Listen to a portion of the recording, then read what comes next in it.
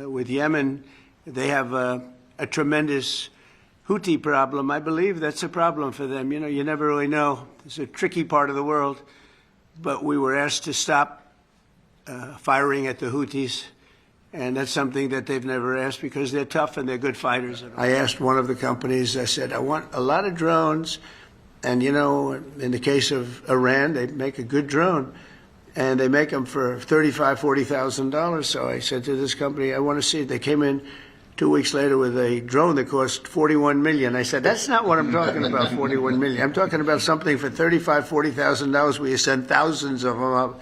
And that's a great way. And they're very good, too, and fast and deadly. Horrible, actually.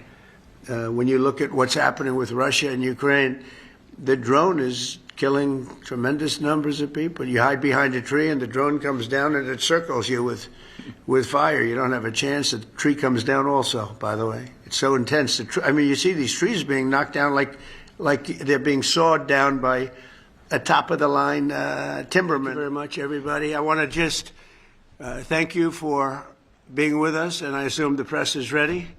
We have a Pulitzer Prize-winning photographer. Unfortunately, he gets it for a shot at the year. Someday you'll get it for something nice. You'll get it for something nice, Doug. Well, I want to just thank everybody. It's been a very special trip. And I can tell you that our country is hot. It's hot as a pistol. I don't think it's never been so hot. And if you go back 6 months, it was the exact opposite. We had a man that couldn't even stand up. He was so terrible. It's so terrible what he's done to our country, but we've turned it around so quickly.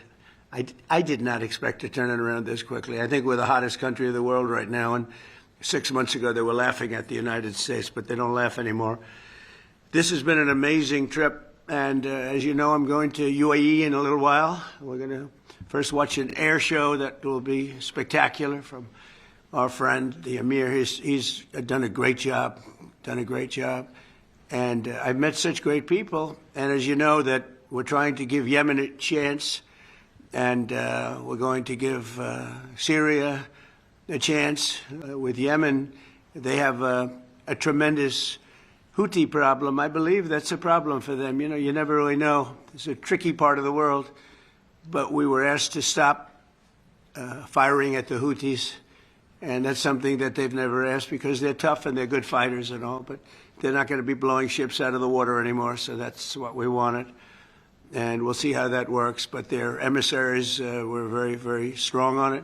So that's a good thing for Yemen because they're trying to help themselves also. And we want them to get along with Saudi Arabia because that's been a big fight. And the other, of course, is Syria. We took out the sanctions, and I didn't even realize it's been many, many years that they've had sanctions. And as you know, there was a very big change at the top. And I thought that we have to give them a chance. They really have no chance with the sanctions. They were very biting. They were top of the line. Nobody could even deal with them. You couldn't make a phone call to Syria. So we did that, and I met the new leader of the country, and he's got a strong past. I'd be very nice. He's got a strong past, but I liked him a lot. I think he'll be a great representative, and we'll see. You're going to have a strong past to put that one around. You cannot be a weak person. If you're a weak person, we would just be wasting time. So he's a strong guy, and I thought he was good, and let's see what happens. But we're going to give him a fighting chance by taking off the sanctions. So we've actually been praised for that. The Crown Prince of Saudi Arabia was very strong. Please do that. He wanted it done. President of Turkey wanted it done. President Erdogan called me, said, is there any way you could do that? Because if you don't do that, they don't have a chance. And so I did it, and it's actually been very popular. The Emir liked it a lot. It's been very, very popular. So let's see what happens, but it's my honor to have done it. And with that, we're surrounded by some of the greatest business people in the world. We just had a tremendous order of Boeing. This is Boeing, and this is General Electric. And General Electric, I hear, makes the best large airplane engine in the world by not even a contest. maybe I'll have to change my engines one day on my plane because they're not General Electric. But, you know, it's one of those things. But I hear you make the best engines in the world, Larry. Larry's somehow his people at General Electric. First of all, it's one of the greatest turnarounds that you'll ever see in a company because when you took it over, it was, I want to be respectful, General Electric was in trouble, to put it, I would say, right? To put it mildly. And now it's a hot company doing great, and it's, I would imagine the hottest thing is what's happened with the engine division because this engine is incredible. Would you like to say a couple of words, Larry, about that? Because he watches, when he sees Boeing, he's very excited because he supplies, I guess, for the most part, the engines. Would you like to say something? Sure. Well, Mr. President, thank you. And it's an honor to be here. We're thrilled about the commitment that Qatar Airways has made to both Boeing and GE Aerospace with the largest wide-body order really in our company's history. Over 400 engines, both our GE NX, which powers the 787, the fastest-selling high-thrust engine in history, and our new 9X will power the 777X, which will be the largest commercial engine in the world. Will that be the same engine other than size, or is it different? It's a step forward and a generation forward as well. So even beyond? Yes. The large one? Very much so. That's great. And we think that really helps both Boeing and GE Aerospace continue to support not only our investment in domestic manufacturing, but in turn everything that we're doing to drive the $75 billion annual trade surplus that the aerospace industry enjoys in the U.S. today. So we're excited. I know Kelly and the Boeing team have been great partners, but Badr, our thanks to you for your trust and your commitment to both GE Aerospace and Boeing. We're gratified. Yeah, thank you very much. Kelly, go ahead, please. Well, Mr. President, first of all, thank you for your support. This is a major order for us. All of these aircraft will be built in the United States, creating a significant number of jobs, and I know that's a key mission of yours, and this order will help us accomplish that. One of the largest orders in history, but it almost has to be, if it's the largest order you've had, has to be pretty close to the largest order ever made, right? Yeah, that's correct. And you also, Boeing also got the jet fighter. We selected Boeing for the jet fighter, the state-of-the-art, highest level. It's an amazing looking plane. If it functions as well as it looks, I think we're going to have a big winner. But we're also looking at some additional jet fighters. We have some really good ones that we have. We're taking a look at, strong look from one of your competitors, I must say, and we're doing something very special. But it's a special country. You know, we were losing the Middle East because the past administration didn't handle the relationship properly, didn't show the kind of respect that they deserve. And me, I have a lot of respect, and I have a lot of liking. I like the Crown Prince a lot. I've known him a long time in Saudi Arabia, and the Emir is fantastic. And we're going to another country in a little while, UAE, a fantastic man, fantastic leader. And they have great leadership talents in this part of the world, and that's why they're doing so well. And you probably read today the story about Iran has sort of agreed to the terms. They're not going to make, I call it in a friendly way, nuclear dust. We're not going to be making any nuclear dust in Iran. And we've been strong. I want them to succeed. I want them to end up being a great country, frankly, but they can't have a nuclear weapon. That's the only thing. It's very simple. It's not like I have to give you 30 pages worth of details. There's only one sentence. They can't have a nuclear weapon. And I think we're getting close to maybe doing a deal without having to do this. There's two steps. There's a very, very nice step, and there's a violent step. The violence like people haven't seen before. And I hope we're not going to have to do this. I don't want to do the second step. Some people do. Many people do. I don't want to do that step. So we'll see what happens. But we're in very serious negotiations with Iran for long-term peace. And if we do that, it'll be fantastic. And for this country in particular, because you're right next door, you're a stone's throw away, not even, right? You're a foot away. You can walk right into Iran. Other countries are much further away, so probably it's not quite the same level of danger. But we are going to protect this country. It's a very special place with a special royal family, and The head of the royal family is two heads of the royal family, really, if you think. Great people. And they're going to be protected by the United States of America. And I think we're not going to have to do it because I believe very strongly in peace through strength. Now, we just gave out in the budget a $1 trillion budget, which is the biggest we've ever done. $1 trillion. Never came close to a number like that. We'd be at 800. It would be at 800 billion. Would be at maybe 900, 910. We never got anywhere close to $1 trillion, but we're doing it. Hopefully, we will not have to use these weapons. We make the greatest weapons in the world. We make the greatest fighter jets. We make the greatest. I guess Larry would know better than anybody, but we make the greatest planes in the world, the greatest missiles and defense systems. The Patriot system is the best acknowledged to be. I mean, this isn't from me. And we have a lot of it now. It's under order. And we're coming up with new systems. And we're coming up with a new system of drones. Because drones are really, if you look at the war that's going on, it's horrible. But we are watching it very closely. And drones really seem to be taking over that war. And so I hope you're going to come up with some nice, inexpensive engine for a drone so that we don't have to spend so much. I asked one of the companies, I said, I want a lot of drones.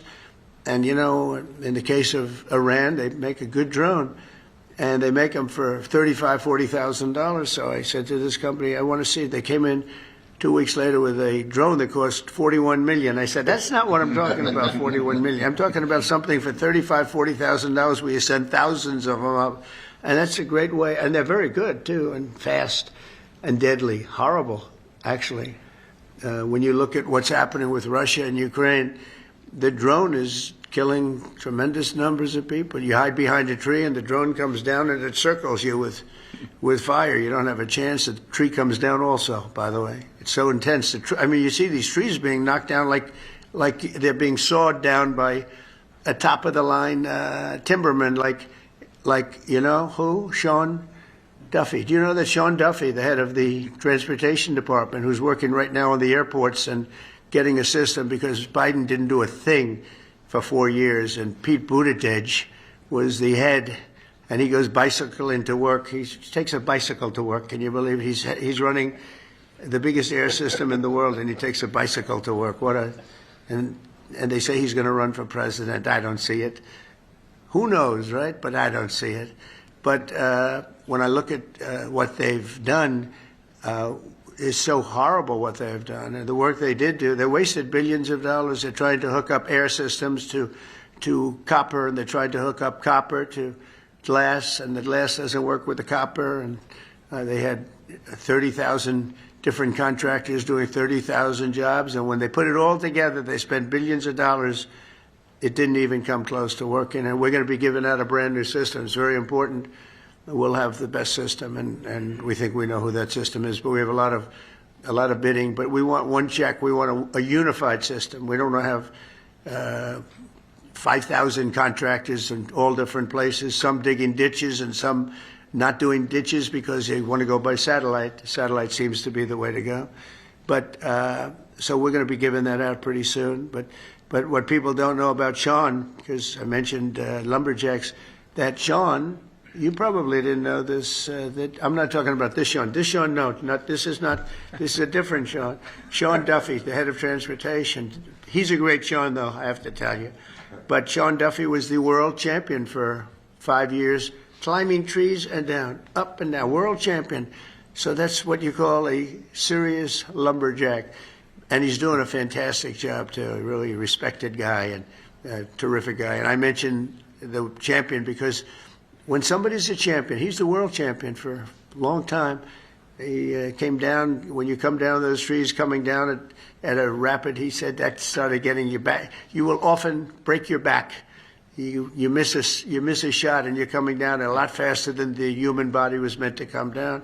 But he's doing a fantastic job at transportation. But this has been a very historic trip. I watched some of the people talking about it, and even what I would perceive as enemies of ours, people that are not fair from the press, are saying it's been amazing. We've raised trillions of dollars in investments. There's never been anything like it.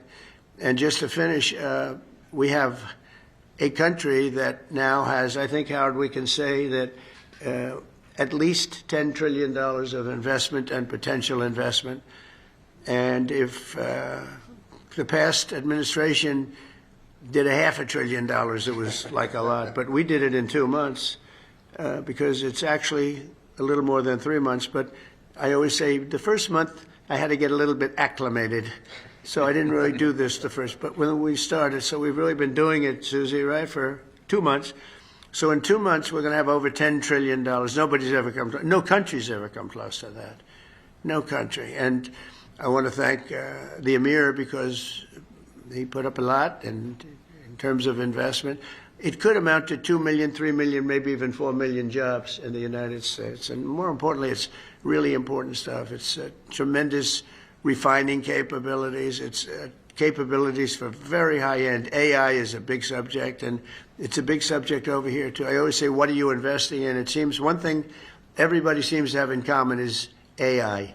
So I don't know if that's a good thing or bad. Maybe you shouldn't do it because too many people are doing it, or maybe you should follow the crowd, fellas, okay? So you're going to figure it out. We have a man who's here who has been unbelievable, Scott Bessent, who's our Secretary of the Treasury, and who's so respected when he speaks on television. It's like everyone just says, oh, okay. I had somebody the other day said, well, Scott Bessent said. I said, well, that's pretty good, Scott. You know? So I'm a believer. I'm a believer. But when he speaks, the markets really listen.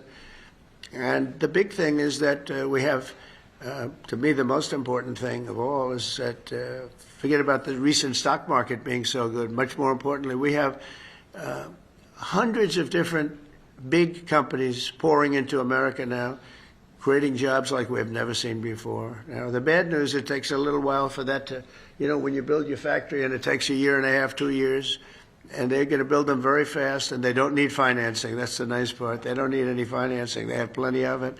But they're building factories at levels we've never seen anything like it. And these are, you know, 10 billion, 12 billion, 50 billion. I said, how do you spend 50 billion on a factory? We have the chip companies coming in from Taiwan.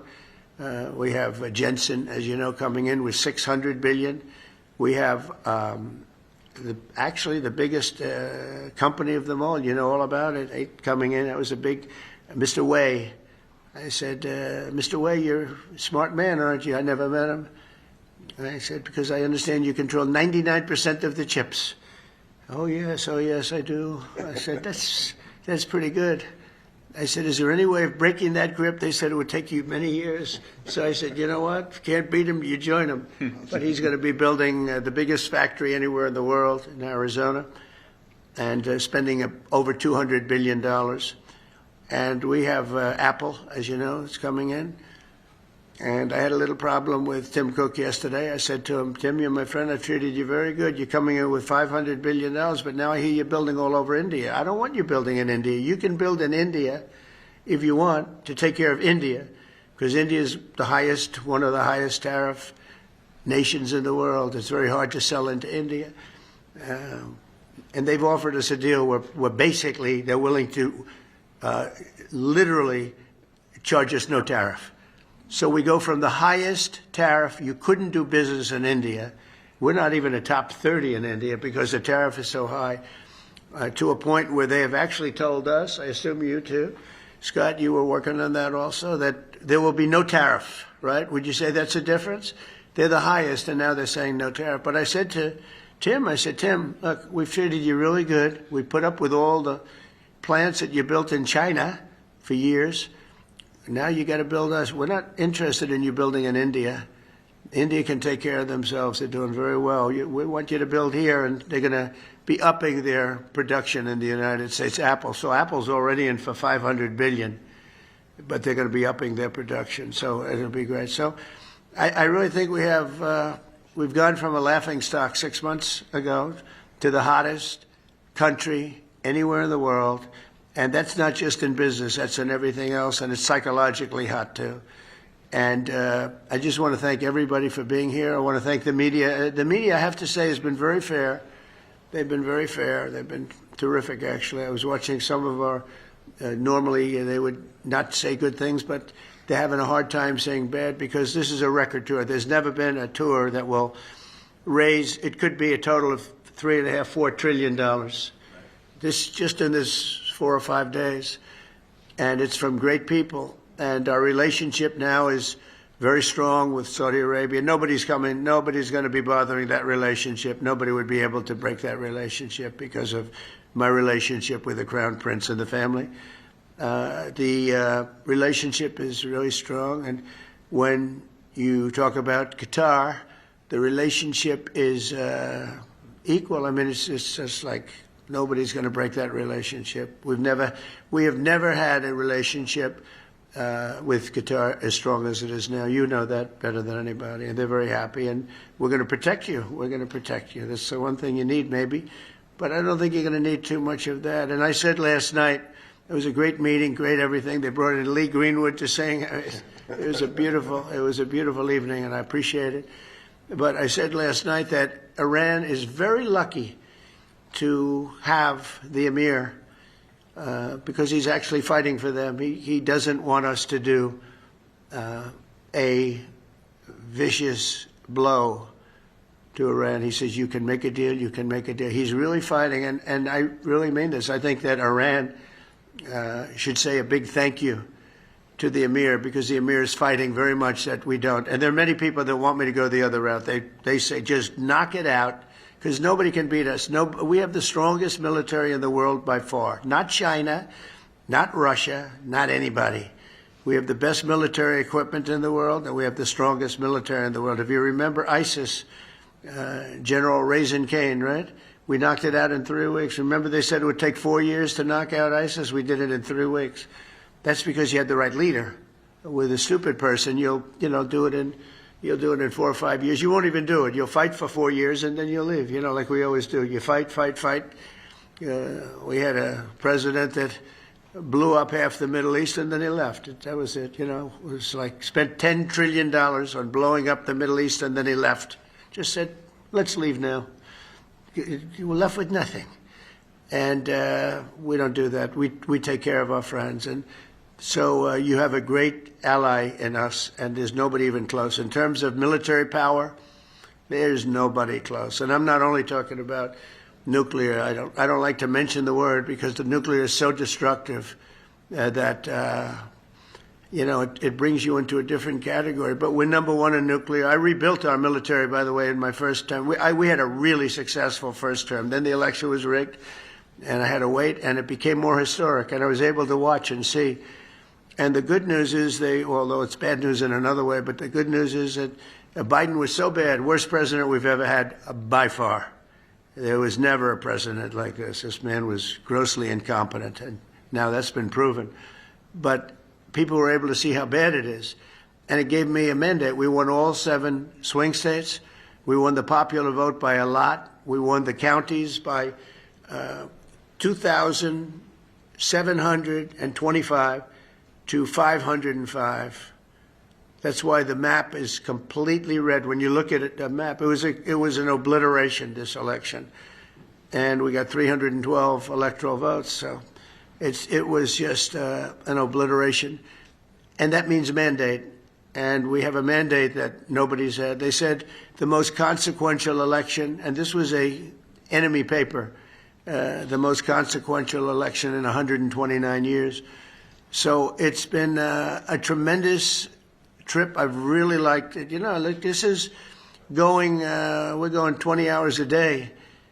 And people say, how do you do it? And I said, I do it because I like it. I like it. I like the people I'm dealing with. I said last night, I stood on the line for, it seemed like hours. I said hello to Larry. I said hello to Kelly. I said hello to your 250 competitors. I said hello to everybody. And that was a long sucker, I want to tell you. They say, how do you do it? I said, I do it because I like the man standing on my left. And I said it 2 nights before about the Crown Prince, but last night I had the Emir, and he's fantastic. And I said, it's really not hard. When you like the people, and when you are doing something, we have a term, MAGA, Make America Great Again, very simple term. And I remember Biden saying, we will not let MAGA take over this country. I said, no, you stupid person. It says, make America great again. It's okay if it takes over the country. It's called Make America Great Again. And that's where we are right now. It's America. We'll put America first. But because we're putting it first, we're doing so well, there's going to be plenty left over to help the world. And we can help the world psychologically. So we think we're going to do well with Russia, Ukraine. 5,000 soldiers are being killed every single week on average. 5,000. And they're not from here, and they're not from the USA. They're from Ukraine and Russia. So some people would say, why are you bothering? Because these are 5,000 young people. Well, they're getting older because they've gone through so many that they are actually getting older. But these are 5,000 people that leave their home, wave goodbye to their parents. Their parents are so proud of them, their sisters, their brothers, and that's the last they ever see them. They're wiped out. And if you would see the satellite pictures, I get satellite pictures of that battlefield, and I want to tell you, I've never seen anything like that. I wish I never saw it. You have heads and arms and legs strewn all over the field, and you just take a look at that, and, you know, when you think 5,000 a week on average, and that's actually a low number. So we're going to see if we can end that. I was thinking about going, but it's very tough because of what we're doing today and tomorrow. But, you know, if something happened, I'd go on Friday if it was appropriate. But we have people right now negotiating, and I think that I just hope that Russia and Ukraine are able to do something because it has to stop. Not only the money, we spent $350 billion there. Just hand it. Nobody even knows where the money is. Just send them a check. There's no accounting. There's no one. Just give him money. Every time he came, I have to hand it to him. I think he's the greatest salesman maybe in history. Every time he came to the United States, he'd walk away with $100 billion, you know. That's a good salesman, right? Even by your standards. This is a big standard right here. But that's a pretty good set. No, he'd walk in, leave with $100 billion. Last time he didn't do as well. He only got $60 billion. And it was so easy. It was like taking candy from a baby. That was the last administration. This administration has been a little bit tougher. But would like to see it end, and I think we're going to have a chance at doing it. And would like to see if we could solve the Iran problem in an intelligent way as opposed to a brutal way. There's only two, intelligent and brutal. Those are the two alternatives. So I want to thank everybody for being here very much, and we're going to take some questions, and perhaps now we'll ask the press to leave, and we're going to see you at the airfield. We're going to have a display of American equipment. Okay?